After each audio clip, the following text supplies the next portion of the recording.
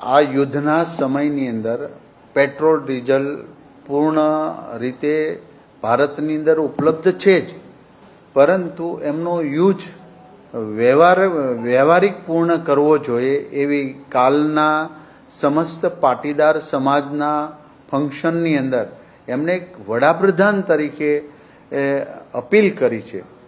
ત્યારે જે એને રાષ્ટ્રહિતની વાત કરી છે અને આપણું હુંડિયામણું પણ એટલું જ જતું રહે છે.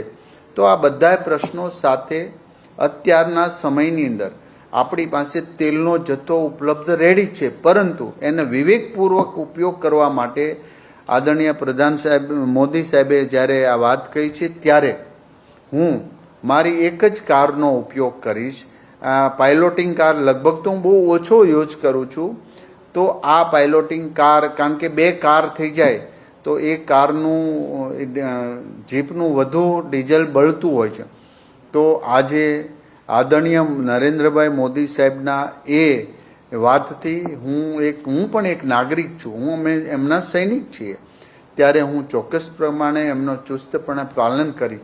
ઇમરજન્સી કે અતિ ઇમરજન્સીના સમય ક્યારેક એવું બને તો જ, નતર હું પાઇલોટિંગનો ઉપયોગ કરવાનો નથી.